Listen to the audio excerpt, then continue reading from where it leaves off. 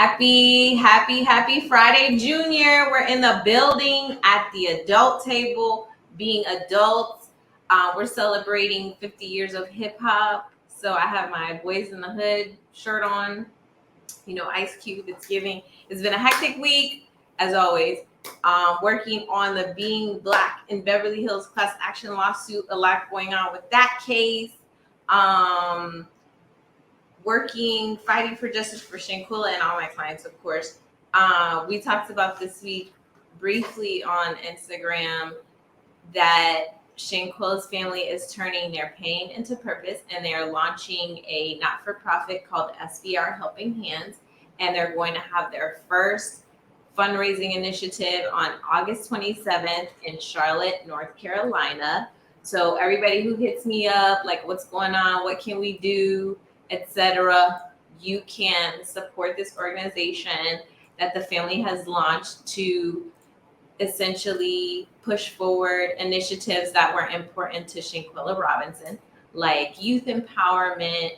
They're going to also assist families that go through similar tragedies, because as we all know, they've had to essentially continuously carve their own path to justice, and they want to make sure that other families have the resources if they ever encounter a tragedy similar to what they're going through. So shout out to Shanquilla Robinson's family. Shout out to everybody who still is in the game and supporting the case and keeping her name alive with the factual information. We're still working every day behind the scenes. Extradition of an American citizen overseas, as I've said a million times, but I don't mind repeating another million times, is a very political process. So we are in that process, actively engaged. And when we need y'all to step in, I need y'all to be ready. But definitely, please, the link is in the SBR Helping Hands Instagram page. If you can't make it to North Carolina, buy a ticket, donate to the organization. They have a lot of amazing initiatives that they're going to start and support the family. They're turning their pain into purpose. So we got to be there for them. What else happened this week? Oh, yesterday I went to like a fireside chat, but it's only called Fire because it's really hot because we were in Miami with DJ Khaled, which was super interesting because he's obviously like a staple in Miami. He started his career in Miami, even though, little known fact, one, he's Sagittarius, which I am too, which I never knew that. And he was actually born in New Orleans, even though everybody from Miami thinks of him as a Miami guy, but he was actually born in New Orleans. But he talks a lot about things that have helped him in his career, things that he did early on in his career. And my biggest takeaway from the talk was, he's discussed a lot of things that he did repetitively, having discipline, and that he really just loved what he was doing. So he literally loved it so much that he did it for free. Like, he was talking about how he worked in radio for almost 10 years, basically for free. So that when we all see him having his blessings and doing big things, it's like he's really put in work. So, shout out to DJ Khaled. Shout out to him sharing part of his inspirational journey with us yesterday. It was a dope talk, and I learned a lot. I had a good takeaway, because sometimes you need that reminder about discipline. So, all right. So let's get into it. What? The Khaled thing? We don't have to. Okay. Let's get into it. First adult at the adult table. Needs no introduction, but we introducing him anyway. He's basically a co-host at this point. Okay. Timothy Welbeck, the man, the myth, the legend, the rapper, the lawyer, the husband, the dad, director of the Center of Anti-Racism at Temple University. Sometimes your favorite professor is your favorite rapper, is your favorite lawyer. It's crazy. Suan, you give the best introductions ever. The word speaks for itself. I'm just repeating the facts. Listen, I appreciate you. And listen, particularly, I know you just ran down some of the work that you've been doing, but you only even listed a fraction of the work that you're doing. I don't think that people really know how you're really out there for the people all the time working. I don't know when you sleep. sleep. You know, You need sleep. That's what. this is my relaxation time right here. Okay. Talking with Well, you listen. guys, interacting with the folks, Okay. making sure Listen. everybody's good, keeping everybody up to date of what's going on, taking questions. This is like my relaxation time because I'm not actively fighting anyone for justice for these couple hours. Listen, because mother, entrepreneur, attorney, television star. I mean, like stage mom too. Because you really be out here. I don't know if the people know the degree to which you be out here. Television show host, you know what I'm saying? Show creator. Listen, okay, I will pay you later. Okay. I actually just nap a lot. That's apparently what I do. Naps are glorious. You know, I'm not, and again, I'm not supposed to be doing anything other than working, which is interesting. But, okay. You know, it's all good. We love it.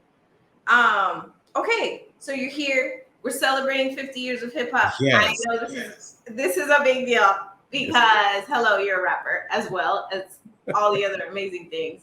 So talk to me about what celebrating 50 years of hip hop means to you. I think it's monumental. For me personally, hip hop has been one of the outlets that I've used to not only express myself, but communicate ideas that are important, connecting me to so many different people, and just participate in a larger continuum of Black expression. People said this thing was a fad and it would go away. And you look at a few dozen young people got together at a house party in the Bronx 50 years ago, and they created a culture to turn the world upside down. And we get to be a part of that. Yep. Hip hop permeates everything. It permeates sports. It permeates fashion. It's through everything. Hip hop is just definitely in the fabric of American culture. So it's super dope. Super, super dope. I went to a all vinyl party and I bought Wu-Tang 36 Chambers on vinyl. Then I bought myself a record player so I can play. And I might low key mess around and figure out how to DJ. I don't know. I don't know when I'm gonna have time for that. But if I do, listen, I'm here for it. You start DJing, I'm here for it. So you let me know. I'll pull up at a party. It'll be an adult party. I'm DJing. It's over. It's over. It's over. It's over. I can see it now. I can see it now. Okay, so we got to get into it. Okay. The Montgomery Freedom Scuffle. Wait, fade in the water is what the people are calling it. Okay, listen, I want to say this. First of all, I object to the people calling it a brawl. It is literally a terrorist attack. Come on now, talk about it. Okay, so Captain is doing his job. Yes, he was. He's telling the people, hey, you got to move your boat. And you know how it is. You're trying to give the instruction. You're literally just doing your job. That's all he was doing. These people is up there. I don't know if it was Coors Light or whatever they had going on, just not moving their boat. So the actual river boat that's supposed to be where their boat was parked couldn't come in. Yeah. We've all seen the video by now. Yeah. Apparently, there's like shirts and everything. There are shirts, there are songs, there are all types. He threw up his hat. Dude, you know, hit him first. Then he threw up his hat. The hat signal. He was like, and this is the thing when you watch the video for me. When I saw the hat throw up, it was like, I felt that because it was like I done been taking these people microaggressions. Yes. I done been up here. I done told them about 3-4 times. I know these is white people. I have to deal with them all the time. They drunk. They bothering me. Yeah. I've been dealing with their shenanigans for years. Yeah. Uh, it truly was a cry of exasperation. Just you could feel his exhaustion in that moment. Like, what else do you want me to do? Like you said, he was literally doing his job, and they were accosting him for doing his job. And then they literally tried to beat him up, and it truly was a cry for help. And then, in an ancestral turn of events, everybody, all the people who worked on the vessel with him jumped in. Yep. Black people who were just present and saw what was going on jumped in like, no, you're not going to just beat him down. He's just out here doing his job. Yeah. Not today. And one of the things that's so remarkable about it, and I believe that was such a source of joy for us, is we've seen so many of these videos go the other way. And in this moment, we saw this community rally around this captain and say that not today. We're going to support our brother. We'll stand in solidarity with him, when it could have truly been a horrific crime that unfolded on video. But instead, these people stood up and defended him. And I think that's one of the things that so many people have reveled in. Yeah, I think that I remember posting earlier, probably last week, earlier this week, just saying that a lot of people were criticizing and saying, oh, you know, Black people only unify for fighting, and everybody's doing all these shirts and they're making it like if it's funny. And white people too. You know, they were like, oh, you want to celebrate somebody getting, you know, them getting into a fight. The media calling it a brawl in the first place, giving Black Wall Street, but we don't need to go there right now. But you got to understand, like, we've been socialized to watch Black people be brutalized and can't step in. Like, we have to be like, can we step in? Should we step in? Are we going to get in trouble? Are we going to get beat down? So it's almost like we've been socialized not to help in a situation where we see our brother or our sister being a victim of racial violence. Absolutely. So when you're seeing people being like, everybody's throwing up their hat, like, this is what we gonna do today. Not today. Not today. That's what I think everybody's celebrating. Like, people, Black people just saying, not anymore. Like, we're gonna step in. If you touch one, you're touching all of us. Yes. It truly was that. And like, not to be too deep, but that's so much of the rhetoric that we saw of Ida B. Wells Barnett and Frederick Douglass and Malcolm, Brother Malcolm. So many of them were talking about this, not only this broader solidarity, but this idea, like you said, you touch one, you touch all of us. And so it was it was a beautiful moment. I think it's super powerful because it says it's like they're breaking a curse that we have where we watch George Floyd's life get taken, you know, over and over again. And the people who were standing there were being traumatized, right? Because they were being told you can't step in. They had officers actually purposefully preventing people from getting involved while his life was taken. So this is the flip side of we're not going to stand down. We're not going to stand by. We're not going to let this happen. So, I mean, for me, you know, as a lawyer, not even just as a Black person, I'm so glad that it stayed to hands and chairs. Yes. Because this is Alabama, and you know, people keep that thing on them. So important. Yes. So important. I'm glad. And I'm glad that the arrests that needed to be made were made. I mean, yes, go ahead. I didn't mean to interrupt you, but yeah, go ahead. Yeah, that's what I'm glad that there were other arrests made, and that they didn't just say, you know, let the people kind of walk off and not deal with the actual criminal issues. You're exactly right. And even the fact that when the police arrived, like you said, that they assessed the situation properly. Again, we've seen so many of these incidents end tragically. Like, you think about like Jamel Roberson, who stops a mass shooting at the bar that he was defending. He secures the actual the offender. The police get there and they shoot him. You know, like here, the police actually come and respond and listen to the crowd saying, these are the people who started it. And the police actually identified the correct perpetrators and actually arrested them. There are so many things here that were different than we've, like you said, grown accustomed to seeing. And I think that's again what has sparked so much joy in people, and why this was bigger than just like the typical world star style brawl that you might see or on scrolling across the timeline or whatever. Right, absolutely. Okay. Well, we're gonna talk about this more with the whole adult table, of course, Okay. because it's a hot topic in the Okay. Black community, and that's that's Hmm. what we're here for, the adult table. But I Hmm. definitely want to talk about the what the hell person of the week. Okay. I want to bring in Dr. Mayor Omar Nickerson. He's not the what the bleep person of the week. Okay, just so you know. But Yeah. I wanted him to come into the adult table so we can talk about the what the hell person of the week. Okay. It is Dr. Mayor here. Is he here? Oh, here he is. Oh, Dr. Mayor is in the Back building. like he never left. I appreciate you coming back. Okay, and because energy is there. It's everything we need. Yeah, We need absolutely. people need you.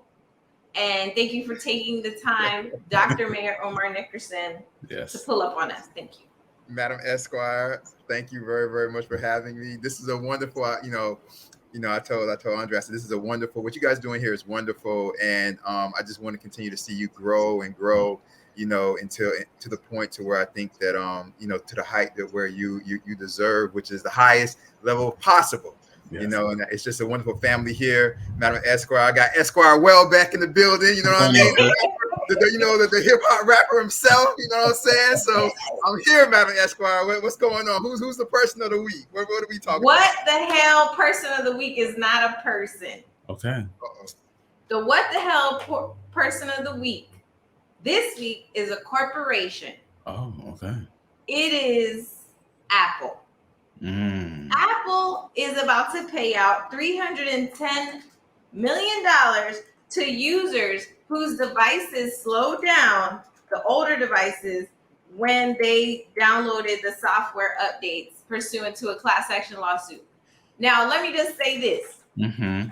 All the conspiracy theorists and all the Android owners stand up, because y'all was like, when people were like, man, I just feel like I download the updates and the phone gets slower, like they trying to make me buy a new phone. They were really doing it. They were really doing it and got caught doing it. It's crazy. Imagine. Crazy, Madam Esquire. Crazy. But what's interesting about that, and I just wonder, I wonder the trade-off of, because the 300 million that they're going to be paying, I wonder how that like relates to how much they made in all of these years. It's probably nothing to them. They're probably like, oh, we'll pay the little 300 mil because we made billions. Yes, absolutely. I've been doing this, Madam Esquire and Esquire Welbeck. What do you guys think? It's Justice E. It's adjacent to justice. I mean, it's adjacent in the sense that, like I said, people who've been saying for years, like, Apple got to be doing something with this phone. How come every time they come out with a new phone, my old phone's slowing down? Got to be something with this phone. And you thinking, oh, it's just an older person, this bridge millennials. What are they talking about? Apple ain't doing that. Apple is the best thing ever. They would never do that. They don't have to do that. They have all the market share. Why would they need to deceive customers? Come on. They don't need to do that. Whole time. And that's exactly what they were doing. Just greedy with it too. Like Dr. Mayer said, Apple's a $2 trillion company. And so to try to compel people to buy phones when you already have the largest market share is nothing short of greedy. So like you said, Sue-Ann, it's justice adjacent, but I wouldn't mind if they ran me a few more dollars though. Right. Everybody's gonna get like $65 in Apple Cash. That's crazy. I think there's something bigger here, right? So I think the larger thing to kind of think about just moving forward is the control that these companies have over our phones. And that goes much deeper, and that's much scarier if you think about it as a whole. So if they were able to, just kind of like have it to where when you have the new, download the new, the new aspects, the new specs to the Apple phone, and it slows down the phone. They want you to buy a new phone. What else could they be doing through your phone? Right? They be spying on you through your phone, like the control that these companies have. But and they are. We know they are spying. We know they are, and therefore these companies are run by individuals. So therefore, the control these individuals have over your phone into your privacy, you never know just how deep and how far it goes. And that's the scary part about all of this, the control that they have. Yeah. Absolutely. Hey, Ms. Parker, what's going on? Hey, everybody who is coming into the chat. I appreciate you guys. Please like and share. Thank you for being here at the adult table. Y'all are adults if you're here, so I appreciate you guys. Apple, man, that's how much more money do y'all need? Like, how much more do they need? Let's bring in our next adult, Zuri Pryor Graves. Hey, Ms. Zuri, it's your first time at the adult table. Thank you so much for being here. Hey, everyone. Thank you so much for having me. Hey, what's up, Zuri? I have to ask you, since it's your first time, this is a very important question. We are celebrating 50 years of hip hop, but that has nothing to do with this. I asked this question regardless. Okay. Biggie or Tupac? There's a right answer. There's a right answer. There's the man and then there's the music. Okay. So the man for me always is going to be Tupac. But in terms of like jamming at the club and all of that, I would go for Biggie. If I'm going to sit around and just listen to music and just vibe out with myself and want to get into a different kind of headspace, it's going to be Tupac. Okay.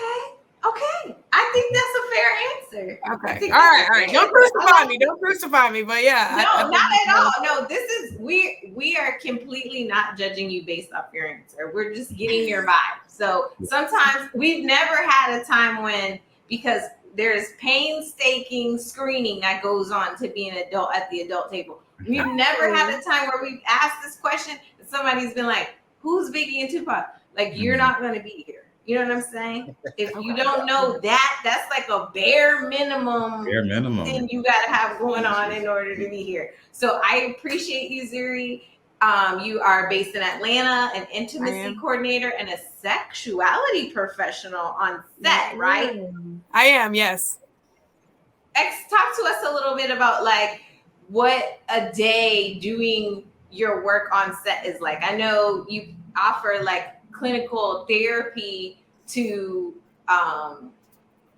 actors and actresses while they're on set, but then you help like with the staging of like intimate scenes to make sure it's safe mentally, I guess. Yes, all of that, and all of that in kind of bits and pieces. I know that when I started this work, I've been in it kind of since the beginning.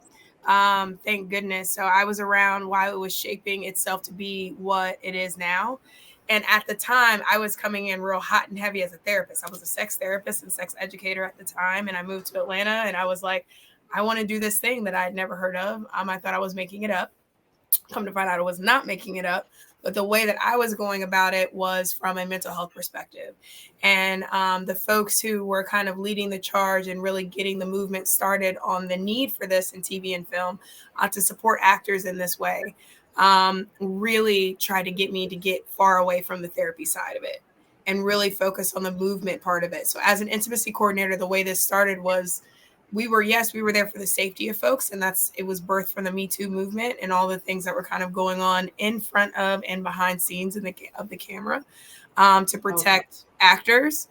And so we're movement professionals. So we do choreography. We don't like to use the D word because we're not directors, but we do direct some scenes of intimacy. And just stage everything. We work on the legal side of things to make sure all paperwork is filled out, to make sure that everything's on the up and up. Everyone's consenting to what's being asked of them. So all of those conversations are a part of what has always been the framework of what an intimacy coordinator is and what I stepped into. I have now been able to bring back in my therapy side of things. So that I think is like what you're referring to. I'm no longer a practicing therapist, but I try to get myself on projects that are predominantly Black and predominantly newer actors, to really do the focus that needs, I feel like that's necessary for them. And a lot of times their first scenes of intimacy, sometimes people's first kiss ever. Like I've got, I work with kids too. And so being able to kind of bring in that human touch to things, in a really mechanical, really rigid world that is TV and film. Well, we appreciate your work because it makes it all more realistic for us. And then it makes sure that the life and the mental health of the people that we watch on screen, obviously is being sustained. So that's a great work. I always say it's many, many paths to a revolution, and everybody has to do, their part from where they are. So you saying that you purposely look for work with predominantly Black films, and I know you worked on P-Valley. So, that it's an important work. And I think you being in that lane is so important because actors and actresses that look like us aren't necessarily going to be comfortable, revealing certain vulnerabilities, maybe asking for certain things, asking certain questions, or if they're asked to do something that maybe they're not comfortable with, but because you're there, they can feel like, hey, they can ask, is this right? Or do I have to, or is there another way? And you can be there to be that person to be like, okay, well, let's try something different, or to make sure that overall everybody is comfortable. So you were a prosecutor in that. I hope so. So one thing about Black women, we gonna make it happen. Yes. So I appreciate you. Thank you. So let's talk about a non-Black woman that did not make it happen. Ooh. So has everybody on the panel so far watched The Blind Side, or at least heard about The Blind Side? Yes. Is Shank here? Is he here? Shank's here. You have to bring Shank in here. He's here. All out of order, but I'm sorry. Shank in the building, in the crib, chilling with the missus. I love to see it. Hey, How are you? I'm all right. Hey, everybody on the panel. How y'all doing? What's going on? Nothing I much. feel like Drake right now, just bringing up surprise people like Lil Wayne, y'all. I love it. How are you? What's going on? Nothing much. Just chilling. Salute to my whole rock squad. They down there in your chat, wondering. Oh, Rock Squad in the building. Appreciate Yeah, That's why we y'all. keep saying those rocks in the comments. Okay, that's what that is. Yeah, they wondering what we doing here. Why are we over here? Hey, I'm just honored to be up here with you, Sue Ann, and the rest of the panel, just listening to y'all opinions on hip hop and just listening to just y'all testimony as far as y'all experience and things as far as in the industry. So I'm honored to be up here with y'all. I'm really ill. No, Shank, we appreciate you. You already know your family. You are a brilliant YouTuber, very careful, very sensitive, very real, and really in the streets and really doing the work. So I appreciate you. I already know you're going to be at the brunch for SBR Helping Hands, so I'm not even going to ask. Oh, yeah. Me and Miss Parker. Definitely. Yes, Miss Parker. So I'm looking forward to seeing you guys, Shrimp and Grits, supporting the family, turning their pain into purpose. So appreciate you so much. Thanks for stopping by. Shout out to Miss Parker. Shout out to the Rock Squad for moderating the chat. I love you guys. You know that. Family. Okay, so you've seen the Blind Side movie, right? Yes. Oh, yes. So Michael Ore, which I don't know if I'm saying his last name correctly, is now suing the Tui family, saying that they never really adopted him and everything that they portrayed in the movie is a lie, and that they basically tricked him into signing a conservatorship so that they would basically be in control of his money, his NFL contracts, and all that stuff the whole time. And now he's suing them to basically get back whatever they stole from him in terms of profiting off of his life story. that apparently was portrayed to us as a lie.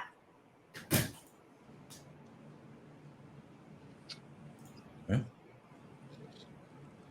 I don't know why everybody's not in an uproar. They made a bigger deal about Carly. They really did. Yeah. And I'm not going to say this is worse, but this is high key worse. It's shameless exploitation too. One of the things I was most bothered by was when I learned that the Toohey children profited from the film, but Michael Oher did not, and that from just the outset, everything from the framing of who Michael Oher was, they made him seem like he was illiterate and had special needs. Apparently, he was a brilliant student athlete, was on the dean's list both in high school and in college, and they exploited him not only behind the scenes, but then they fabricated the story about him and profited off of it and made sure that he didn't see any of that money, but their children did. It's wild out here. I don't remember this. Like, I mean, I don't know about this coming back into the news right now, right? But I remember when this first came out, and like, probably before the idea of the white savior complex had language for it, right? But I absolutely remember hearing this and them saying that it was really all about them. Like, they adopted, or not adopted, but they brought him into the fold and into the family solely to make profit off of it. Like, they saw the potential there, and that was literally the whole thing from the whole beginning. That's what the entire story was based around, was the exploitation. It wasn't something that evolved. It was something that was the foundation of all of it. Why they actually came in contact with him in the first place was because they were like, this is going to be our lick. This is what we're going to do. I think a little, I mean, I don't want to, don't quote me on that, but I don't know at what point in time, but I will say when probably at the point where they were like, all right, we're not just having our eye on him. We're going to actually bring him and we're going to keep him. That was for personal gain. Mm-hmm. Yeah, I think I'm just trying to find out where the meme's at. And why it is not why is he not on Good Morning America talking about these people don't put me in a conservatorship, Blindside is a lie, like what's going on? He has not, as far as I know, been challenging it from the beginning. He's challenging it currently and actively. Yeah, I do know he objected to the movie when it came out, but because the movie got so much critical acclaim and ultimately got Sandra Bullock an Oscar, people drowned out his objections to the film and his portrayal. But he was objecting at least to it back then. I don't know about the conservatorship part. I don't know if he was fighting that 14 years ago. But he was talking about the movie. I always objected to Sandra Bullock's wig in the film. That was the first red flag for me because her hair was a hot mess. And it didn't accurately depict the woman in real life's hair. And I was like, you know what? This is a red flag. There's something going on here. I'm just inserting brevity because I can't imagine that he had to interact with this family, go through this whole thing where these people created a quote true story about his life that was completely fake. And he's had to kind of wait in the wings until he felt comfortable enough to come forward and be like, hey, actually, I'm a whole victim out here. That's crazy. That's crazy. Madam Esquire, I think that, you know, part of the problem is that we probably, it's probably not being talked about as much as it should, as you were bringing up just a little while ago, Madam Esquire, is because, you know, unfortunately, the way our society works and the way our media works is that we live in the superstar or the star media, right? So like, for example, if he was like a Tom Brady or a Joe Montana, then he'd be on Good Morning America, as you were mentioning. But since he's not a superstar as a football player, they look at it, and the producers of these news stations look at it as, well, he's not going to be bringing the eyes that we I don't know. They need put Carly Mama and them on the thing. Yeah, but they gave Carly's boyfriend a whole party. They should did. Rescue party. Look, if The Blind Side would have came out last year, it would have been different. Because then the movie would have still been fresh. So one or two things: either if The Blind Side would have been still fresh, or if he would have been a bigger star. Either one of those things, it's a bigger story. But because The Blind Side was so long ago, and because his name doesn't have the star value in the NFL, that's why you're not hearing it the way you should be hearing it. And that's the thing. Well, she's a liar, allegedly. And Allegedly. that's what the allegations in the lawsuit say. That's crazy. That's And it's so just- creepy, though. It's just so exploited. It's just such a deep level of exploitation too. When you consider that a conservatorship is for minors or for an incapacitated person, and we typically see it in entertainment for child stars. And so you ensure that a parent or a guardian can manage a child's finances until they come of age, or if someone's incapacitated, and so then to portray him the way that they did. And then to get this conservatorship, it really perpetuates so many pernicious myths about Blackness, particularly about Black athletes. You're just a dumb athlete, go play basketball or go play football, and we'll manage your money for you, and then make all this money off of your story in the process. It said in the article that the reason why this came up is because he recently learned that he had not, in fact, been adopted.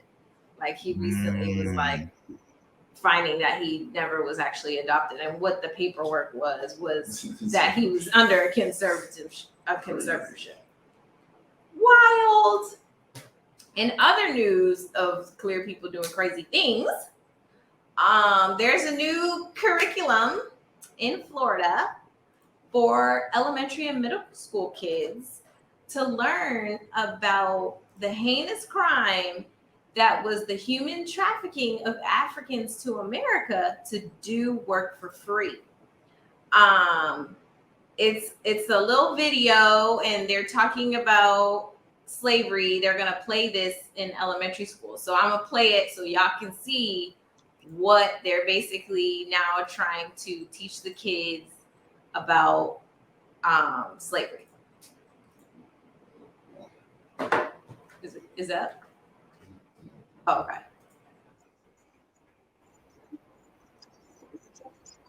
Yourself. What did the culture and society of the time treat as no big deal? If you can. This is supposed to be Christopher Columbus, who we don't celebrate because It's only time, Christopher. and it's taken place in every corner of the world, even amongst the people I just left. Being taken as a slave is better than being killed, no? Before you judge, you must ask yourself, what did the culture and society of the time treat as no big deal? Slavery is as old as time, and it's taken place in every corner of the world, even amongst the people I just left. Being taken as a slave is better than being killed, no? Before you judge, you must ask yourself, what did the culture and society of the time treat as no big deal? Slavery is as so old first as... of all, Christopher Columbus delivering a message to kids is crazy because the only Christopher we currently acknowledge is Christopher Wallace. Mm-hmm. So we don't have Columbus Day anymore. We've already relinquished the lie that Christopher Columbus came with these Nina Pinta Santa Maria, the stuff that they used to. We've already said that was a lie. Okay, cool. So we're not on the Christopher Columbus energy anymore. So how y'all bringing this dude back to teach foolishness is crazy. I'm like, he's the perfect person to say it. Because it's like, okay, he's a fake discoverer, so he already has no credibility. And then he's saying these crazy things in these cartoons. Listen, this is the last thing I'm gonna say, and I'm gonna let you guys get into it. But I'm gonna tell y'all one thing: my kids, they could show this to my kids. No. Because my kids get into debates with their teachers about the maps that are in the classroom and the size of the continent in Africa relative to America. And they have to explain to their classmates sometimes that, all the natural resources came from Africa. So I know they can't show this to my kids, okay? But I'm worried about everybody else's kids, okay? Because this right here is dangerous. What do you think, Timothy?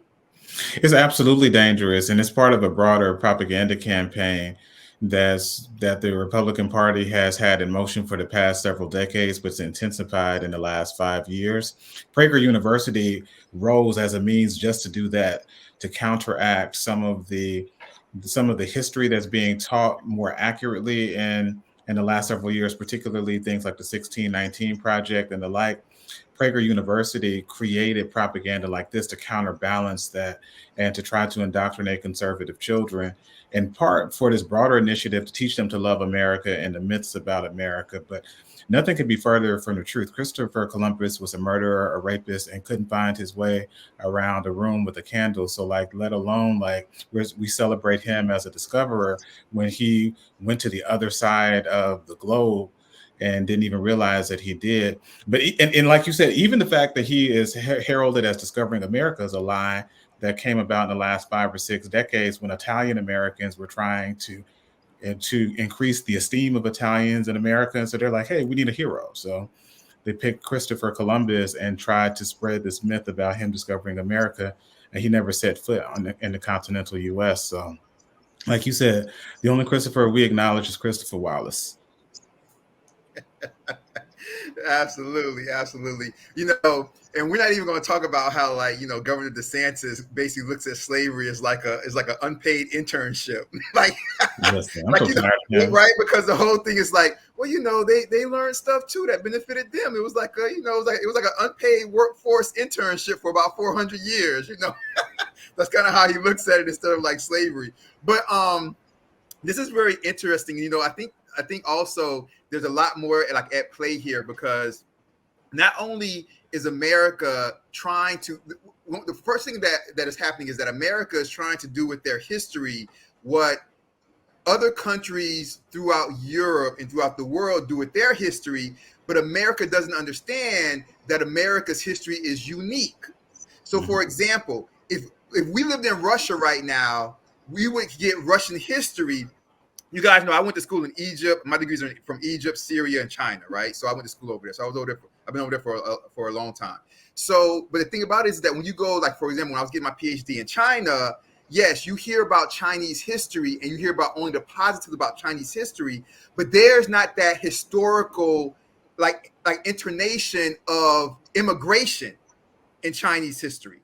So America has a unique history to where when you tell American history, you have to tell it throughout the years, throughout the good, the bad, the African American history, the Native American history in America, the Caucasian American history, the Italian American history, the immigrants that came over. But what America's trying to do is they're trying to look at it wholesale the way China looks at their history, or Russia looks at their history, as we're all Russians and we only talk about the positives throughout Mother Russian history. But in America, you can't do it that way, and they're trying to do it that way. They're just trying to look at the positive and disconnect with the negative that also affects the people of color that were going through the negative history throughout America. So I think it's much deeper, and they're trying to rewrite American history because they're trying to do something that just America is a unique country, and you just can't do it here the way other countries do for their history. And Friday said, and that's why Nanny of the Maroons beat him and his troops into oblivion when they tried it with Jamaica. I think also I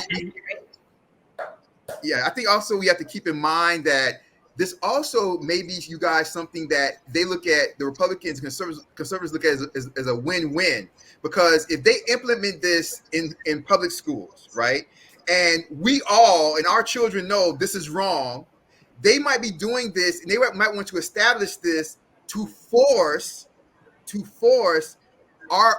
ourselves to take our children either out of public schools, either homeschool them, or send them to private schools so that they get accurate information. So they might want us to be so fed up with the public school system that they force us to have our children learn in a private way or a homeschooled way. That way they can, number one, they can get us out of the public school system to where only conservatives pretty much dominate the public school system, and they can therefore take advantage of free education, forcing us out of the public school system. And that way, if that's the case also, then it also will give them kind of like an excuse to say, well, you guys see, we told you that charter schools and private schools should also be looked at and deemed to be at a higher standard, because public schools should not be funded in the way you even now have Black people complaining about public schools. Do you remember when conservatives used to be the only ones complaining about public schools and how they were bastions of liberalism? Well, now you have even Black people complaining about public schools. We told you public schools was a waste. Even Black people complaining about public schools. Therefore, we should fund private schools and charter schools over public schools. That might be the long game. See, So we have to. We need to be playing chess. That's what you're saying. There you go, Madam Esquire.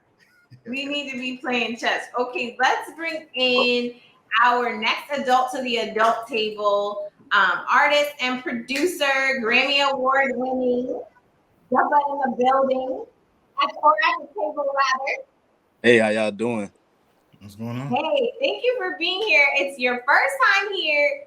You're an artist, you're a producer, you're in the business.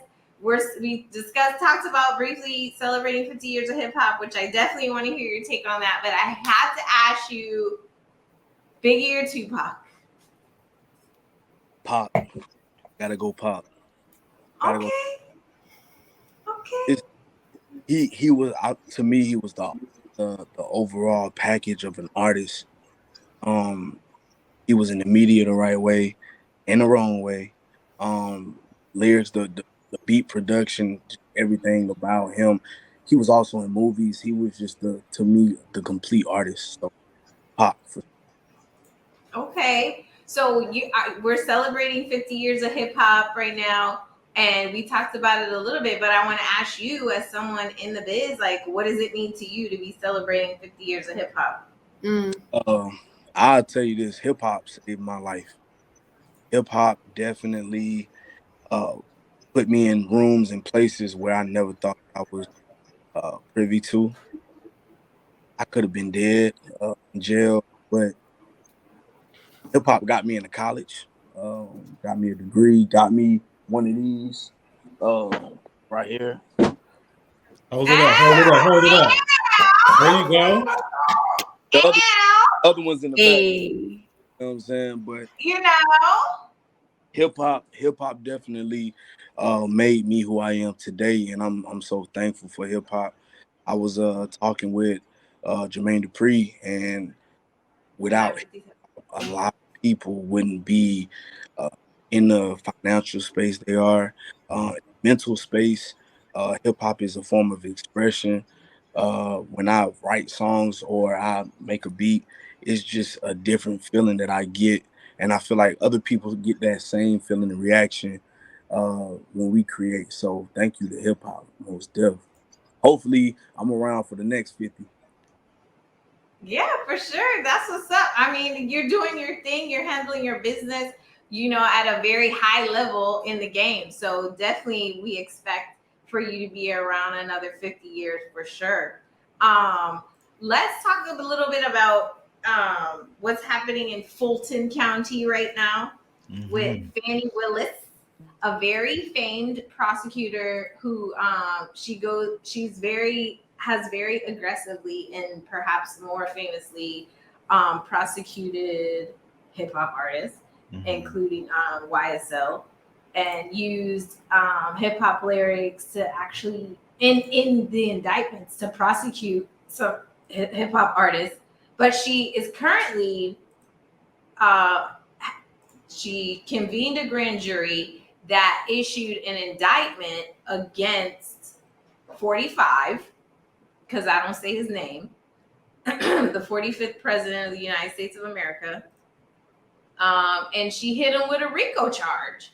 Him, Rudy Giuliani, basically saying that his political team is a criminal organization that basically attempted to interfere and undermine the presidential election. So she hit him with RICO charges. Okay, let me just say this, and then I'm gonna let y'all have it. A lot of people were and are openly and aggressively upset with Fani because, she prosecuted hip hop artists. However, she has now come at Donald Trump and his political team with the same aggression, with the same energy, with the same vibe, like I'm breaking up all the nonsense. So what do you guys think about this latest grand jury indictment, essentially saying that the political team is like his political team was acting as a criminal organization? It is a criminal organization, and we saw it unfold before our very eyes. There is a recording of Trump calling the Secretary of State in Georgia asking for 11,000 votes. There is footage of a member of his campaign who was working with Kanye trying to pressure an election official to change the results of the election. There are people who have been recorded making statements both publicly and privately, conspiring to overturn the results of election. Those are all crimes. And even if people have issues with this district attorney's office and how they prosecuted YSL or how they prosecuted teachers during the standardized testing scandal, even if you have issues with all that, a broken clock is right twice a day. And this indictment, I believe, is the right call here, because at some point, the former administration needs to be held to account for the crimes that we saw unfold in front of us.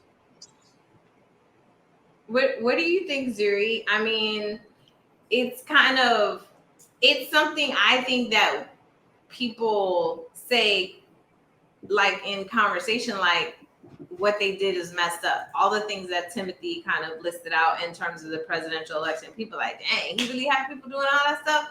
But when you see a prosecutor like, oh, I'm going to give this the same energy that I gave everybody else, I'm not going to let them slide. So I don't want you to feel like, oh, I'm just going after hip hop artists heavy and hard. I'm going after everybody.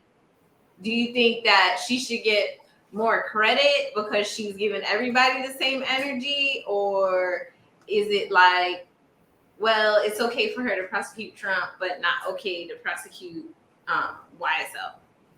Oh, I mean, when you're wrong, you're wrong, and I think it's the language that we associate with different things. Hearing the word criminal and criminal organization directly associated with hip hop culture and, with our Black and brown folks, I think it rings differently. But when you're able to use that exact same language and refer to literally a president of the United States, a former president of the United States, I feel like it gives more credibility to that language, where it shouldn't be like that. I'm not saying it should be like that, but I think the reality is it's like, oh, well, this is just another person doing whatever. And now we're bringing the exact same charges up. Like this is a real thing. I feel like it legitimizes it more for anyone who was minimizing it and making it just another Black crime kind of situation. Okay. I feel that. Let's go to the slightly lighter side. Okay, this week, and it's really because I want to hear Deva's thoughts on what I think is brilliant musical marketing. Okay, yesterday, Usher released his new song, Boyfriend, with Keke Palmer in the video, basically acting as him in the video. I thought she was going to sing in the song, but it's Usher's song. But with all the drama that we talked about on the last Adult Table about Keke Palmer going to the Usher concert and then hugging Usher and then her partner being upset and like openly on the internet being like, taking his grievances essentially to the internet as opposed to talking to his women directly. I personally feel like Keke and Usher are the GOATs because they're turning that whole internet frenzy into momentum behind the song, because now people want to hear the song. I feel like even Usher is basically like the king of this, because I feel like Confessions was similar because there was like a drama with he was with Chili or he broke up with somebody, and then the song he was talking about he cheated, he got somebody else pregnant. So we were like all into the album because it was like, oh, he's confessing, and the album was called Confessions.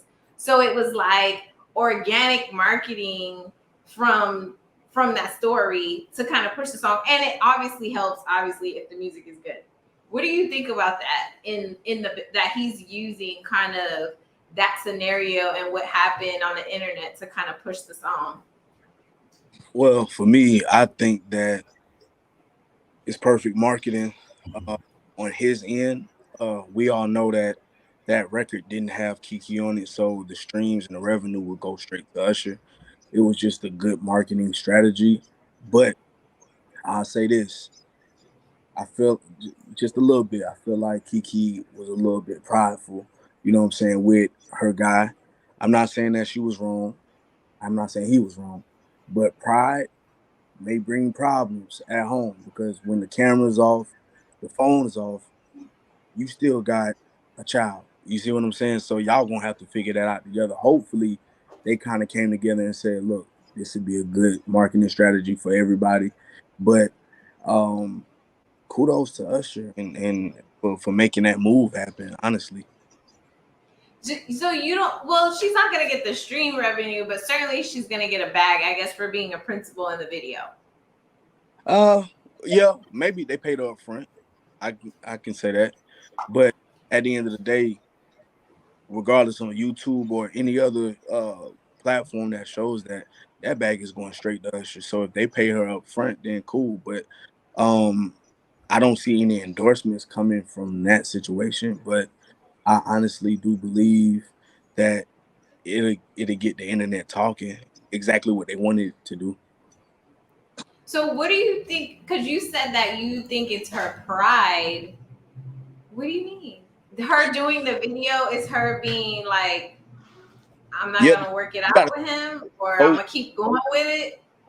So many people had opinions on that situation. They were saying, look, well, if it was me, I would have did that. So somebody got in her ear and was like, look, it'll be dope. Now we'll see in the next couple of days if her guy says something or tweets. You know how that is, and we'll see. Or he may not say anything and say, well, this was really a big move and a big play for us to do. So I think that if he says something, that's her trying to set the tone to say, well, I'm in control of the relationship and you're gonna do what I say. I'm the breadwinner. You know what I'm saying? Mm-hmm. So you feel like you think? Go ahead, Zuri. Sorry, I was just gonna say. So I'm just trying to put different language to it so I can digest it better. You're saying that like doing the video was throwing salt into an open wound, a wound that wasn't. I say so. Yes. Okay. If I go even if he created the wound. Yes. Still. Okay. Yeah. I'm not saying he was right. I'm gonna be honest with you. This is purely entertainment. We know. Yeah. You see what I'm saying? So he should have never reacted that way. But if I express my discomfort on something and then you go and do something with that same person, that's like, come on now, you throwing salt on my whatever I'm saying to you. You get what I'm saying? I hear you. I think that I would disagree. I feel like there's a way it's not validated. I think this video, because of how innocent it is and how it's based in like her just being like, I was always an Usher fan. We're about the same age. So I just think about always an Usher fan, thinking about how old I was when Confessions came out, and like what that looked like for me and things. That kind of puppy love and that kind of crush and everything like that to be brought up on stage just because she's a celebrity now doesn't mean that she's not still human. So to be able to have a human interaction with someone publicly, she's allowed to, I just feel like she's allowed to kind of be like, oh my God, that was so cute. That was so, and Kiki about it without it being a thing. So I think not throwing salt on the wound. I think calling it a wound in the first place is problematic. But then I don't think that I feel like she's intentionally not validating his feelings about it because she doesn't feel like he should be validated for it. Mm-hmm. And it's just trying to acknowledge I wasn't doing anything wrong anyway. I was just being playful. This was fun. Like, Why can't you be happy for me? This is publicity for all of us. I was brought on stage, but you had to make it negative, you know? I don't know if that makes sense. Now that makes perfect sense. So what I was saying is what she did initially at the concert was nothing was wrong with that, right? But the fact that he felt some type of way and she still went out and did something, you get what? If I'm telling you, like, She look, should have just never spoken to Usher again in life. She should have just burned him and been like, my man is uncomfortable with Usher. He's a true player for real. So you can't play Usher in the house. Can't say Raymond. Can't use the word confession because he don't like Usher. I mean, extreme and a little petty. You know what I'm saying? I feel like her boyfriend should have kind of just accepted that, and they should have had a real conversation about it. You know what I'm saying? As an adult, to be honest, because by him going online and saying, well, what girl, what mother wears stuff like that, come on, bro. Like, get a hold of yourself. You know what I'm saying? You know what it is. See, I rock with exactly. Like she's outside at a concert coming home to you. So it's like, yeah. I don't know. I feel like he got in his feelings. That's what I said last time. He got in his feelings, and it's okay to get in your feelings. I'm sure Zuri will say, but it's how he did it on social media to almost try to bring shame on her and bring her negative attention.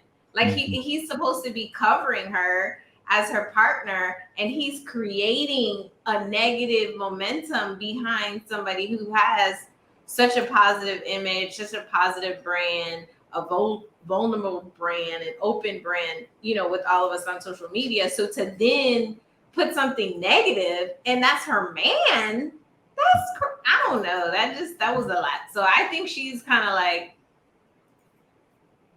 I'm not even gonna let this whole Usher situation, you know, I'm gonna just keep it. It's fun. It's always been fun. It's always been a fun thing. It was never me linking up with Usher is not my sneaky link. You know what I'm saying? Like he didn't catch me with Usher after the concert, talking to him on the phone, and then go to the internet and be like, you know what Kiki doing, y'all? It was like everyone was there. Okay. Yeah.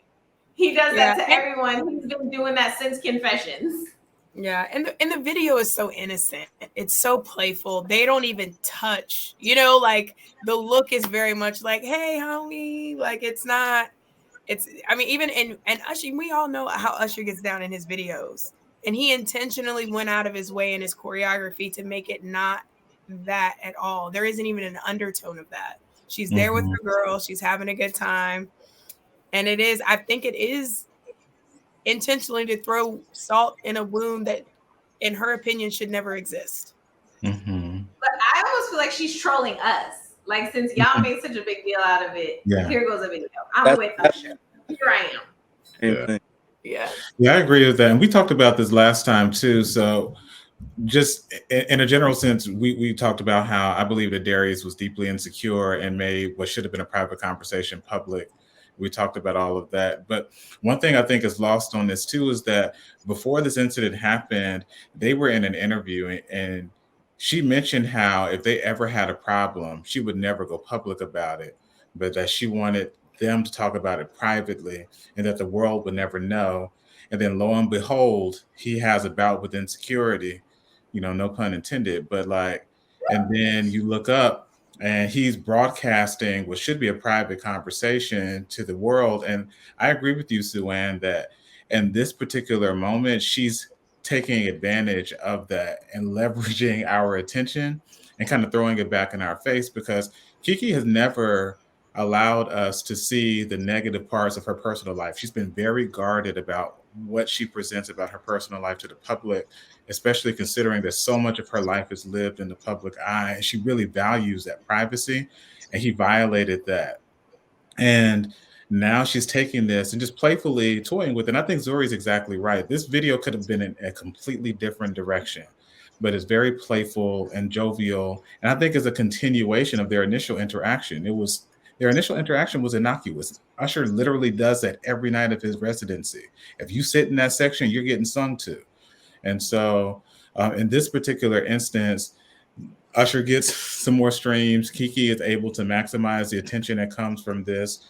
And reportedly, they're not together anymore anyway.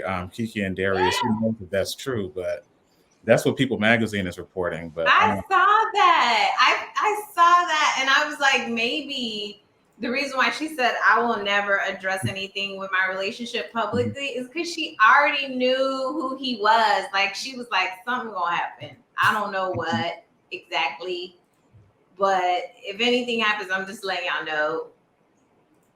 I know that he's a little, he has lesbian tendencies. Okay.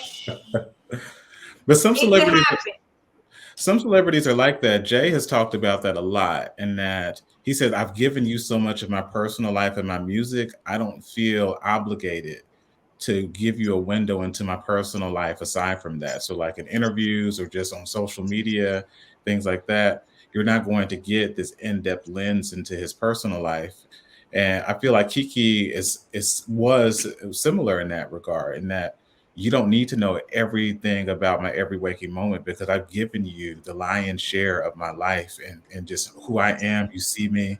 I mean, we've known who Kiki was since she was a child, and we've watched her grow up. And so I think she's right to want to be able to leave something for her. And now that was lost, she says, I'm going to take advantage of it. You're going to get this merch. You're going to get this fun video.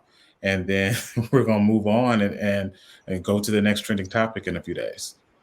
Right.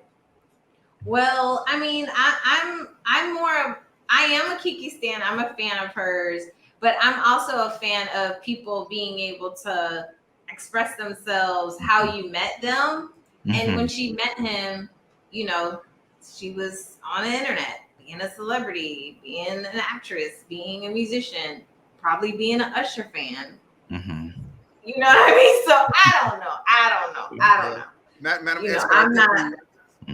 I think you hit the nail on the head. I think that how you meet somebody, I think this happens a lot of times in relationships, unfortunately. How you meet somebody, a lot of times when you get with them, it's okay. But then throughout time, you want to adjust how they were when you met them, but you can't do that. Like a person, what's the saying? Like, when a person shows you who they are, believe them.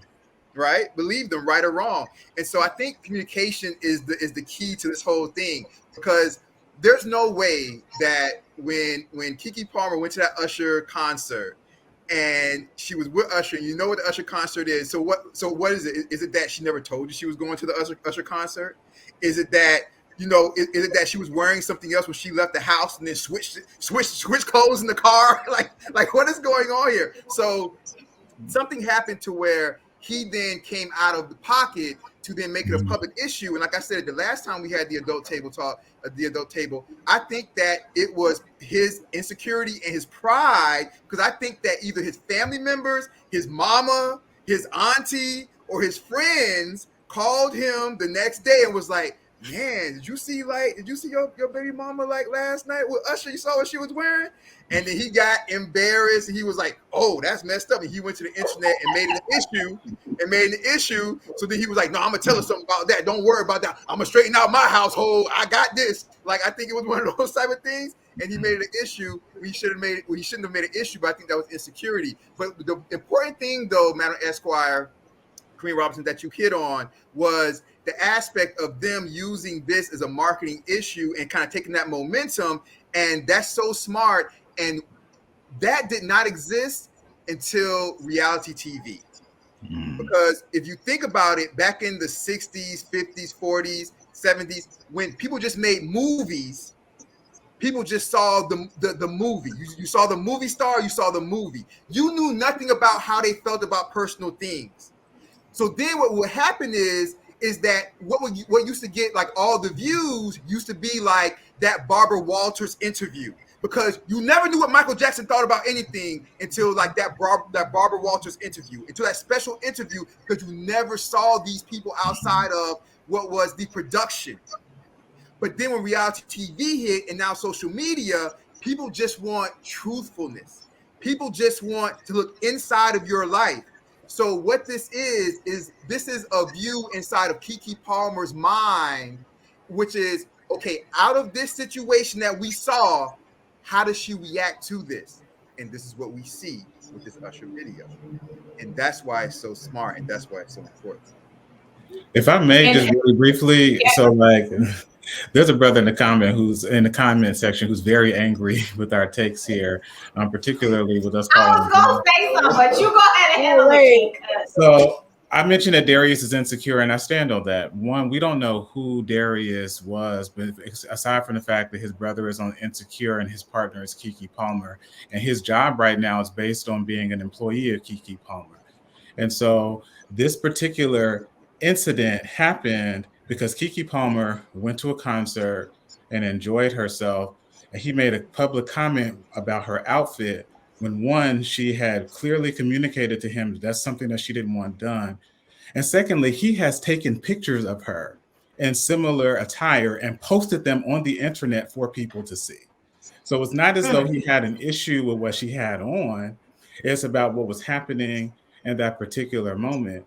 And what I would add to that is he felt threatened by just the fact that he knows he can't compete with Usher.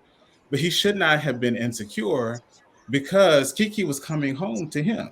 And so the idea is like, yes, she could have potentially tried to get Usher's attention, but she has chosen Darius. But Darius is insecure, throws all of this out for the public to see, and shows how he was deeply insecure and threatened by all of this. And you're talking about traditional values, and you're the man of the house, and it's like, it's not your house. You don't have a job outside of your woman. You did not marry the mother of your child, but somehow you want us to respect traditional values in your household that you're discussing with us publicly. Yes, that reeks of insecurity.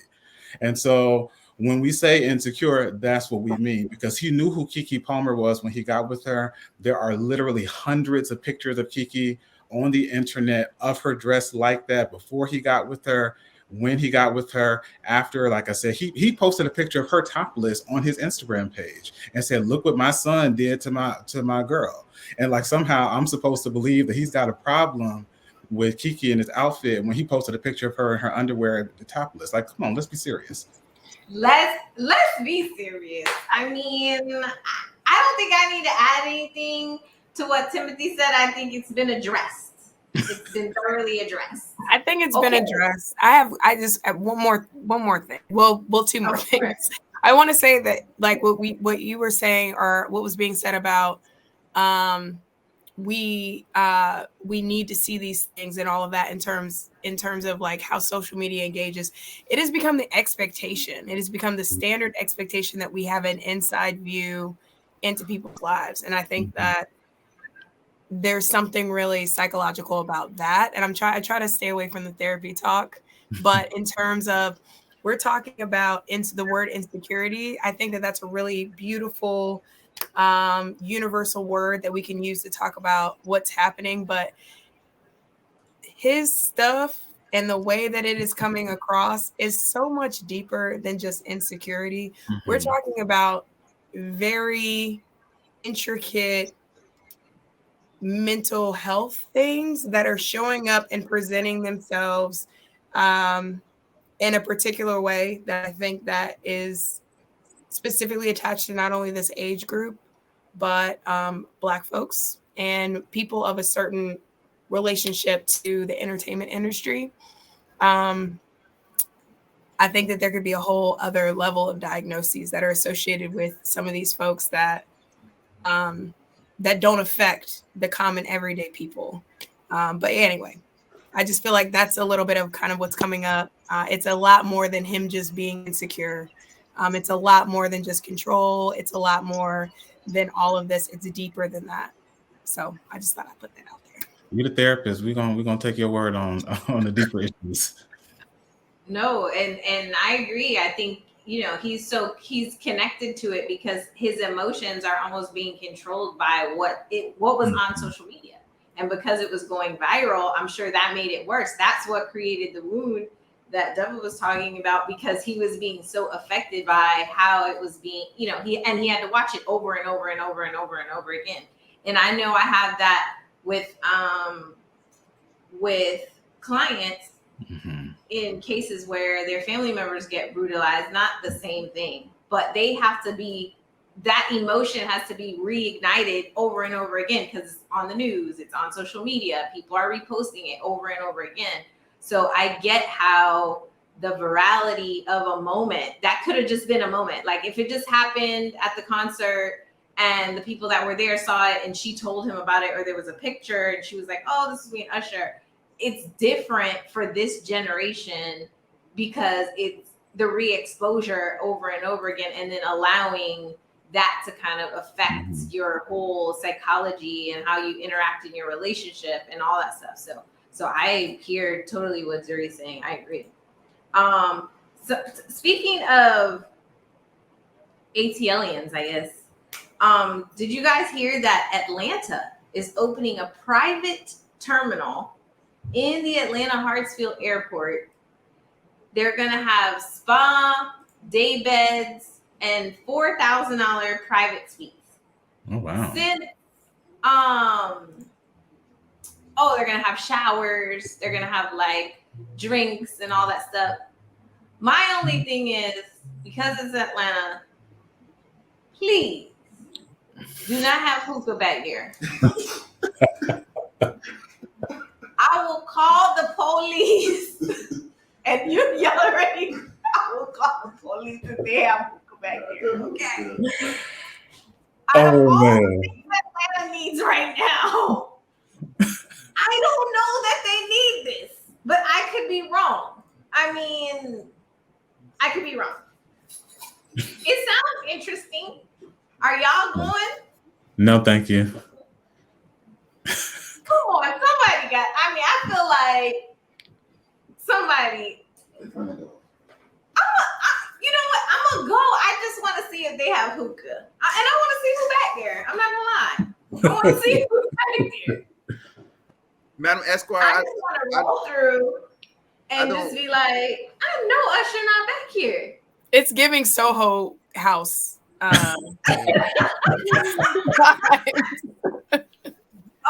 first of all, let me just say this. Don't shame Soho House members. I'm Nothing wrong with Soho House members. And there's no hookah at Soho House for the record. I just feel like Atlanta has a lot. The airport is super busy. It's backed up. It's crazy. And I'm like, this is what y'all want to do? Spas in a day bed instead of working on the logistical issues. They're like, let's have some hot wings up here. We gonna be sitting here anyway. We might as well have a VIP section. What you think, Dub? Are you going to the area? Because I feel like you're a luxurious dude. I don't understand. I really don't understand this though. I don't know if I think Esquire Timothy was going to say something, my brother, but I don't have a couple questions though, Madam Esquire, because first of all, okay, $4,850 suites for what? Like, because you don't go to the airport thinking you're going to a luxury hotel for the night. There's other hotels you could go to. Why would you say, you know what? I'm gonna plan a date night. We're gonna do it at the airport. Like there's other places you go. So you're paying $4,850 for what? Is this for a layover? Is this because they're anticipating massive delays in the future? Is that what it's for? And if that's what it's for, it's kind of a waste of money, because how often do things really get delayed where you have to build a whole bunch of luxury suites just in case people have to spend the night? That doesn't make any sense. All the time. They basically are preparing for the fact that you're going to be stuck in this airport anyway. But what I'm thinking is the people that can afford it, though, Madam Esquire, are the people that are quote unquote celebrities and those of the such. Most of them probably fly private or chartered anyway, first of all. Second of all, if that's the case, then I would think that if you're a celebrity, you probably like, man, I'm going back to the crib for the night where I know I got my TV. But that's what they're trying to take advantage of. And it's Atlanta. Mm-hmm. Everybody love a VIP section in Atlanta. It's like, we gotta wait. Okay, cool. I'm gonna go to the VIP. I don't know about y'all. You know what I mean? Like, y'all can be out here laying down on the floor or sitting up in these hard ass chairs. Mm-hmm. I'm gonna be at the spa. And I was trying to ask Dubbo what he thought about it. Do you think it's a good idea or not? I'm gonna be honest with you. I'm gotta piggyback off of what he said. Like Okay. me and No. you know what I'm saying? Like, nah. You know what I'm saying? 5 for a bed. So I'm looking at it now, some drinks, some food, a spa. Like, that's cool, but I could have did that elsewhere for Mhm. 75% cheaper. You know what I'm saying? Go to the Four Seasons for way less. You know what I'm saying? Right. Yeah. Like that's what I'm trying to figure out. What is their target market? Like what is the target market for this and who are they trying to keep Instagrammers. out? Like when you make a price point, you're trying to make something accessible and you're trying to make it inaccessible for other people. So who exactly are you targeting with that price point? People that's gonna put in. People But that's who going are on those tonight people? on- Who is doing people that's that? going to me on their group trips, already fighting over money. No. Now they gotta wait, and they like, girl, we can go to the VIP thing and wait. We all gotta put in $400. Listen, No, it's not. Isn't it? It's not per person. It's for a suite. It's like a table. It's like a table at the club. It's the same market. It's the same people that would go get a table at the club. it feels like a Boondocks episode waiting to happen. It really does. And somebody in the comments just said you pay $48.50 for while you wait for a $500 flight. And I think that really encapsulates it all right there. Like, you know, it's gonna be okay. You can wait a little bit for your flight. You don't have to go to the VIP lounge. Right. I feel like they're trying. I feel like they trolling black people. Like they like y'all spend all your money on crazy stuff. Yep. Come spend your money over here. Like they're really See, trying to Andre? put their people. Mm-hmm. There's That's how- Centurion lounges. There are Diamond Delta members. There are $1 Million Flight Club for American Airlines. Like there's already lounges and stuff. Like for them to go to Atlanta and put the spa and all that, I'm like, y'all really trying black people down. Come on now. They're getting, but they're gonna You know, get the that's people who are the people who can really afford it, who won't think twice about doing it, or not the people who they're gonna get. There's a Nope. site like It's not gonna be no back to celebrities the there. psychological. The people who feel like they need to be in these places Mhm. are not the people who can afford it the most easily. Like this is a statement piece. This is it's gonna hurt us. I feel like this is People ain't gonna lay away. It's you're doing too much, Yeah. but too little at the same time. It's a lot. Mhm. I hope the people who listen, I still am curious about who's gonna go there. I hope that they've gotten enough weird publicity to rethink it, at minimum rethink the price points. It's cute to have somewhere nice to wait. There's restaurants in the airport and they're not the nicest and the seats aren't super comfortable. Mhm. So I get it. But $4,000 is Madam- a little bit crazy. Madam Esquire, don't let us, Madam Esquire, don't let us dissuade you because you know, let me No, just say I'm this real gonna quick, you say, guys. I'm I going heard, back there. look, Esquire Welbeck. I heard from when she first introduced the item, I heard her enthusiasm. Then I Listen, spoke, I ain't going back and we there. I all already spoke. said it. Then we all spoke, and we kind of went against it. Then she was like, "Yeah, it's not really." Look, Madam Esquire, we're gonna go with you. We're gonna go with you. We support you. We know you want I'm to go right there. definitely going back there to see who's back there. We I know wanna see you. That's what I'm who's saying. We good. know you want to go back there, see who's back there, see if they got hookah. We gonna be there with you. So let us know where you want us to go, and we gonna go there with you, Madam Esquire. We got you. I'm gonna go live for the whole thing. I'm gonna go We live. gonna be with you. like We y'all. support you. We gonna be with you. Don't worry Especially about it. because at Soho House they don't let you record a lot. So when I get back there, I'm gonna be recording for sure. The Okay. adult table retreat, Madam Esquire. We're there. Listen, we're gonna have an adult table suite back there and be like, guys, this is crazy, but we back here. So let's just make it happen. Y'all bring us some drinks. That'll be next year when we're going to Congressional Black Caucus when we're on the way. Okay. That'll be our Okay. our connecting flight. Okay, so we're almost down to the end of the adult table. Not at the very end. I saw this on the internet. I was like, when we have the adult table, I want to talk about this.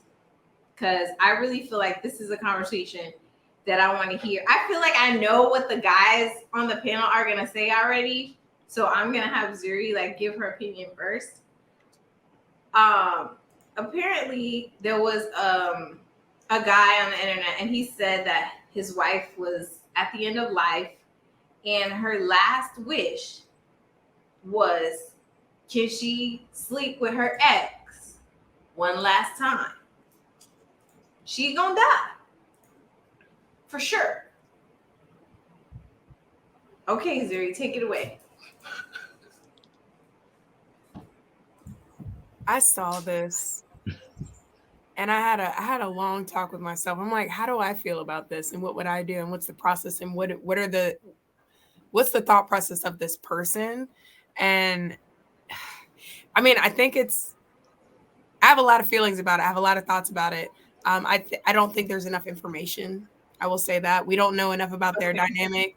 We're automatically looking at this from a super duper heteronormative, monolithic perspective, right? In terms of relationship structures, they might already be poly. We don't know that. They might already have other dynamics or incorporate other people into their lifestyle, into their sexuality or whatever.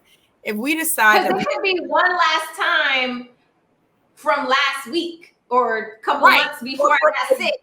Exactly. Okay. Exactly. Okay. So, but if we take all of that off the table, right, and we make the assumption that this is a heterotypical couple who is monogamous, and this relationship is something that this husband or this person married this woman with the idea that this was going to be there forever, and this is going to be all that they had, right? Then I feel like it's messed up. Because regardless of if, I feel like that. And as soon as I said that, I'm like, oh, but it's not, because I feel like people should have autonomy over their bodies and be able to do whatever they want. But if you've made, I'm not married. So this is a clinical perspective of just like, if you've made that commitment to someone and you have just made these decisions, and it is a very till death do us part, very traditional kind of Christian perspective of what that looks like, which is, I think, no matter who is reading this, they're not thinking about all these other things that this relationship could be. If we're just going to approach it from that perspective, then I don't think it's appropriate to ask that. And not just because, it's not a moral compass kind of thing. It's this person signed up for you for the rest of your life, probably not knowing that the rest of your life was going to be shorter than what they expected. And now anything that they've, like, just thinking about the psychology of grief and how we process grief and the layers of that, all of those layers are now tainted because of this request. So if you are leaving this earth, and I guess it's like, are you leaving this earth for with someone else in mind or yourself in mind or what have you? And it's very personal and how you take that. I know that a lot of times when people are dealing with the loss of life, they will try to isolate themselves. They want those last pieces in their life to be just them. They want to be able to make all of these decisions just by themselves. Any of the commitments that they've made in their life, they realize none of them, they don't matter anymore. So the marriage stops mattering. Their commitments to religion, politics, all of that, it stops mattering. So if that person has gone into that perspective and they're centering themselves, then do what you want to do. If they're still trying to operate under the till death do us part, we're homies to the end. This is my partner. This is my person. I want to leave you with as much love as I have to give so that you have that as the memory of me. Then I don't get asking the question. So I don't know who this person is coming from. It rubs me a little bit the wrong way, but I'm just also a very monogamous, traditional thinker in the way that I process relationships. So I know that I'm tainted in that. So I don't know. I'm a little torn. Okay. I know Dubba has to go, so I appreciate you for pulling up to the adult table. You are officially an adult, obviously. That's why you were brought on. It's a painstaking process to be here, and you could have been anywhere in the world, but you chose to be with us, and I appreciate you for that. I appreciate y'all for having me. Thank you. Great meeting you, brother. Okay. All right, Timothy. So your husband. I am a husband. 15 years in November. So I'm just saying, I'm not gonna, what's your opinion? It's a no for me. And I think the latter part of Zuri's comments really signaled my thinking on this, in that these two people have made a covenant with each other, presumably, and that they would weather all of life together exclusively with each other. The phrasing of the question, in my eyes, presupposes that they're in a monogamous relationship, because the framing is supposed to be controversial. And so because it's supposed to be controversial, it seems as though this is an abnormal request. And what this is saying is that not only is this person wanting to dishonor their vows, but also that this person has had lingering feelings for a prior lover that has gone uncommunicated. And one of the traditional marriage vows is forsaking all others. And so it's not presuming that you haven't had connections with other people, but it is saying that in light of prior connections with other people or potential connections with others, I'm forsaking all of that because I want to spend the rest of my life exclusively with you. And so in that moment, I understand that the person is in the latter parts of life and wants to indulge in various connections that might feel lost or whatever, but I feel like it's dishonoring of the vows, of the connection. And not only that, I think Zuri's right too. It complicates the grieving process for the spouse who's left behind too, because it makes them question the sanctity of their relationship, particularly the strength of their bond in the last moments. Your last moments you want to spend with someone else other than me. So like, it's a no for me. So I couldn't get with it, but yeah.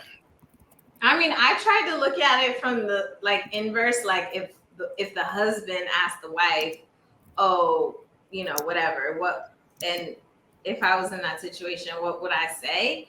And if this person needed a bedpan cleaned or help with anything, at that point, I'd be like, you need to go call her, sir. Apparently, because that's what you think about. You know what I mean? Like, go get what you want. I mean, I'm not gonna hold you. You going to the Father. Just make sure that she gonna take you to your appointment to roll you over or whatever you need done. Now you done told me that. That's between y'all. I'm a holler. You know what I'm saying? Like, you're not gonna tell me, in our I think even during the course of a relationship, not even the person's gonna die, but in like the course of your relationship, when people have the type of conversations like, oh, if you were stuck on a deserted island, who would you take? Like the expectation is you gonna say you. I'm gonna take you. Like if you're together. So if this person's like, I'm gonna take Keisha. Who's Keisha? Oh, my girl from college. Mm-hmm. Sir. You know what I'm saying? Ma'am. It gives, you're not over the person. You have some other person on your mind. And me personally, in a monogamous relationship, I would definitely be like, you should go be with who you are having the feelings like. If you're stuck on a deserted island or it's your final days, I want you to be happy. Okay? And if it's not with me, then certainly I don't need the responsibilities of dealing with you in your last days. Figure it out. Figure it out. Absolutely. Yeah. Listen, let go and let God. You know what I mean? I would be like, listen. And I would be upset either because I would be like, you about to die anyway, so go ahead. That's it. Let go and let God, Madam Esquire. I agree with all y'all. I agree with Attorney Welbeck. I agree with the Queen here. Queen Friar Graves. But let me just say this. Look, this right here is sad in so many ways, and it's frustrating because this to me kind of like it's kind of like the cousin of what would be like cheating. And what that does, what both things do is they make you question so many things from the past. And so it ultimately will make you question the entire relationship, because it makes you question, because like, for example, when you get cheated on or somebody wants somebody else, like in this case, when you get cheated on or something like that, it makes you say, okay, hold on. So all those times we had sex that you told me I was like the best you ever had, was that true? All those times you told me you loved me, was that true? And from the beginning of our relationship, when did it start being true? Did it start being true at the very beginning? Did it start being true 3 years ago? Did it start being true 2 years ago? So it makes you start to think back, well, what about that trip we went on and you told me that I was the da-da-da-da? Was that true? So it makes you start to question it makes you start to question everything, because when did these thoughts start to happen? How long have they been and so it makes you question everything. So it's just a sad situation, because that individual at the end when he's also is going to be sad because his partner is dying. I'm not gonna be sad. So he's sad about that, because you remember the good times. Well, you know what, Madam Esquire, I know what you're saying, but you got to keep in mind, Madam Esquire, that people do this all the time. And I know my queen therapist can come in and vouch for this, because even when people, a lot of times when people break up with people, after that time goes by, you only remember the good times. You kind of start to want them back. You forget why you even broke up with them. You start to think, dang, I remember that time in Jamaica. It was wonderful. I remember that time. You start to miss them.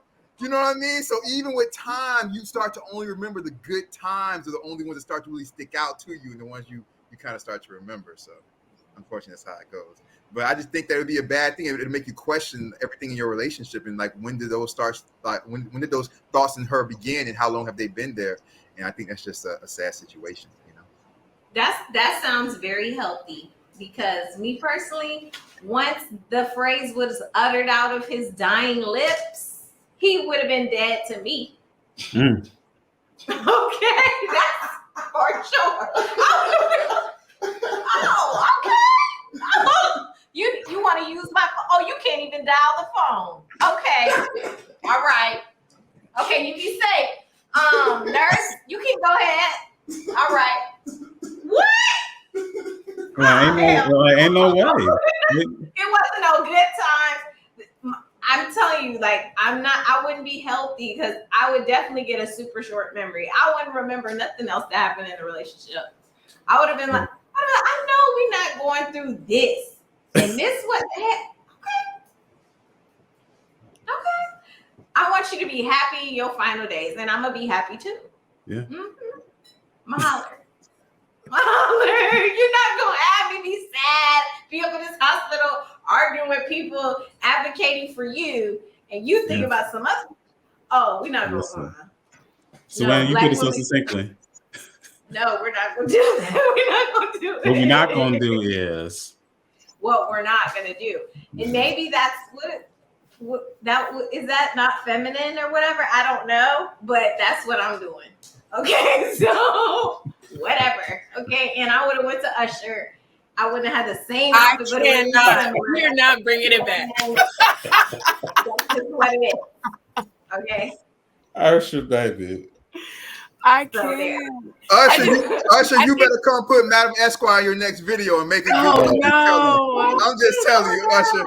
I'm just How did telling we get you. here? This is the adult table, and that's Madam Esquire. Listen, Usher like adults too.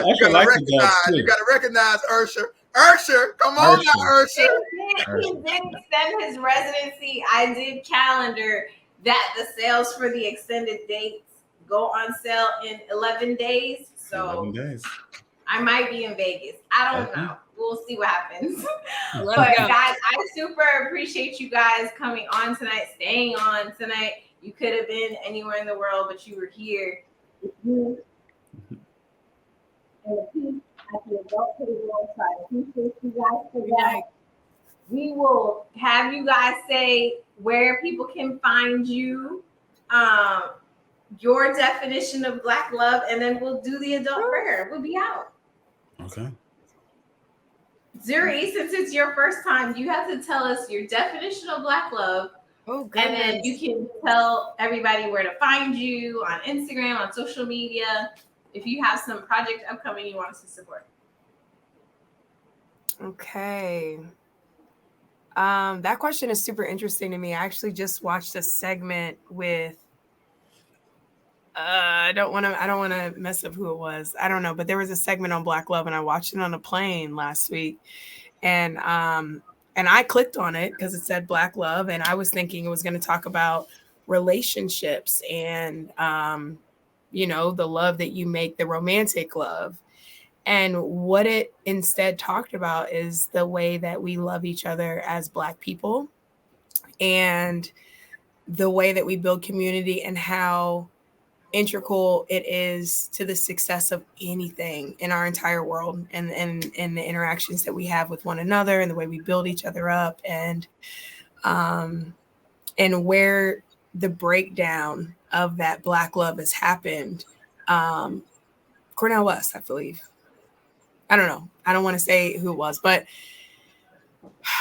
the breakdown of Black love over the last maybe 130, 140 years. And there were several incidents that were brought up, and it actually ties into a lot of the things that we were saying and we were talking about today. And even with the education and how education is shifting.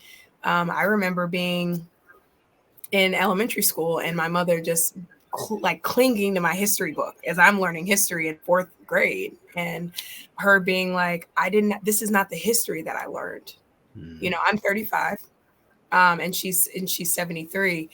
And so her just thinking about that age gap and when she was learning history and the way that was taught in the South, I'm from the South, and it was a whole different language. So the way that we communicate that Black love and passing down the generations of just making sure that we are true to ourselves, we are true to our stories, just like you said about your children are not going to stand for that.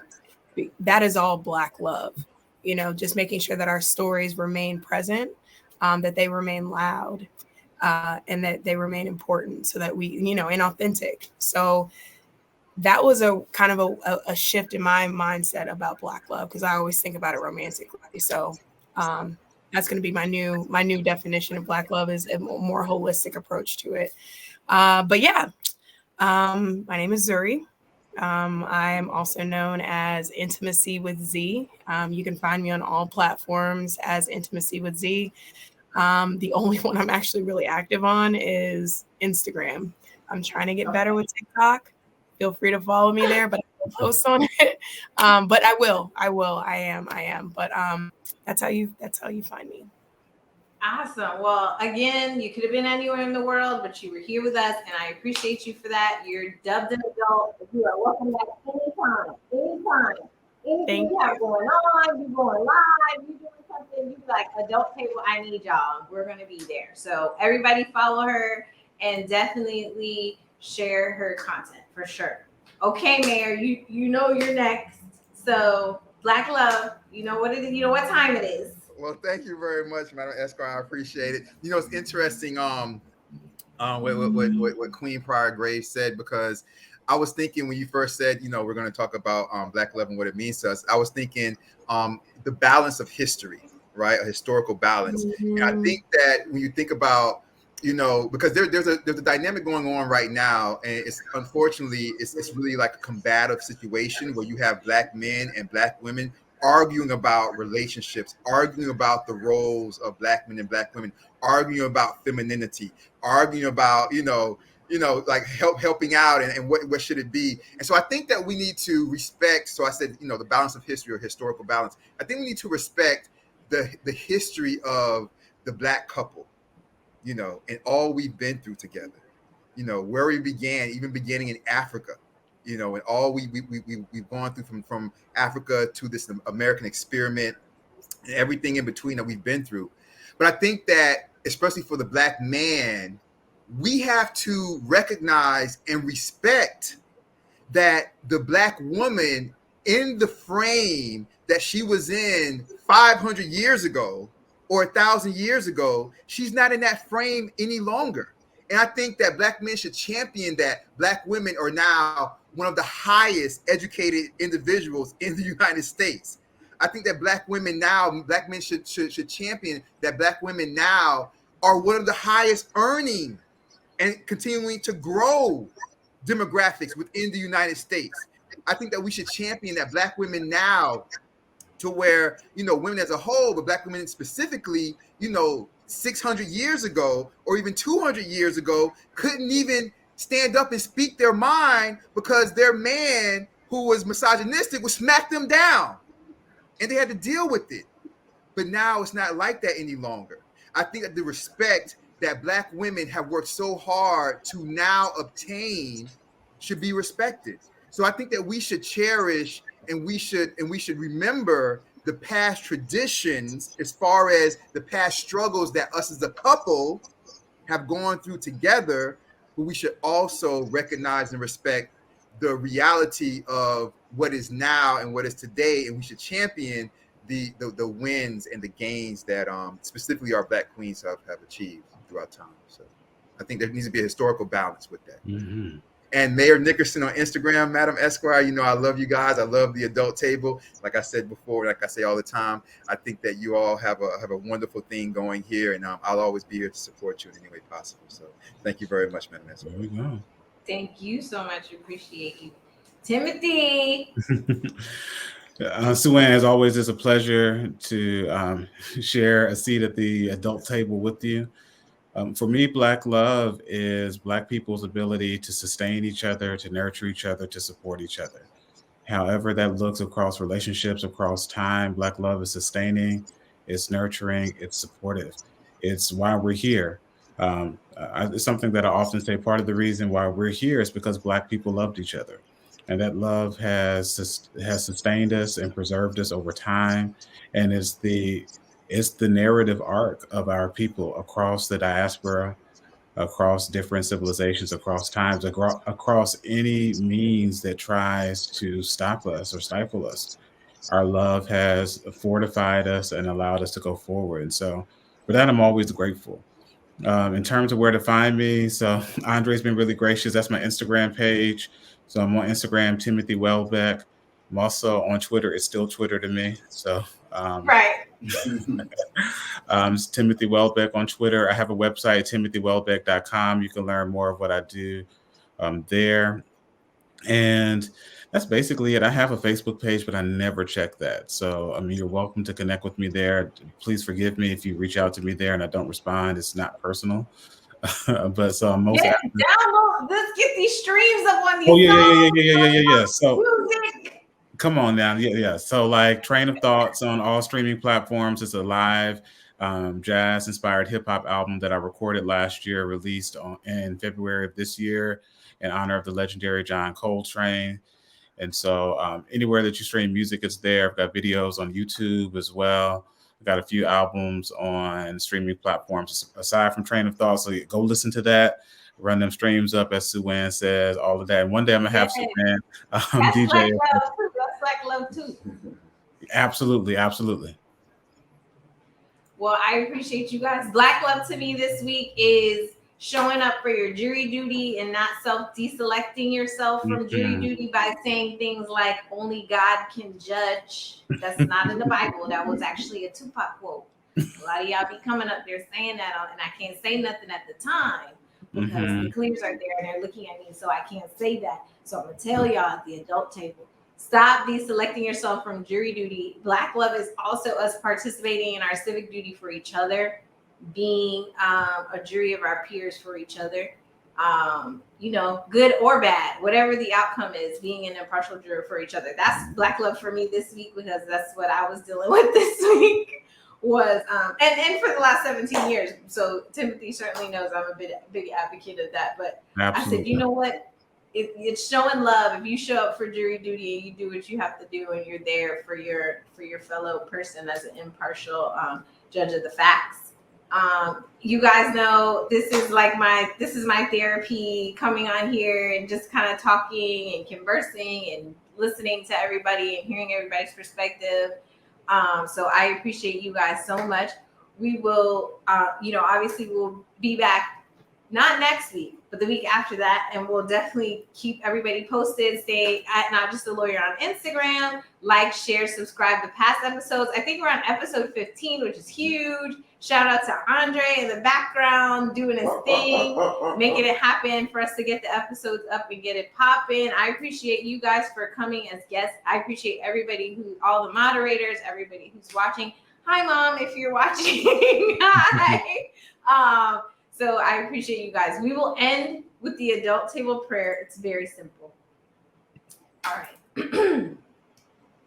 Everyone who is not at the adult table, keep away from me. Amen. And by the adult table, I'm like that theoretical, I'm grown. Don't bother me if you're not ungrown. We're just manifesting all grown, logical energy for everyone here. Okay. All grown all the right, time. guys? I hope everybody has the week they deserve. Have the week you deserve. Okay. You out here working hard, doing your thing, paying it forward. You have that type of weekend. Okay. But if you acting up, you down at the Montgomery Brawl, starting with the captain, you have that type of week. Okay.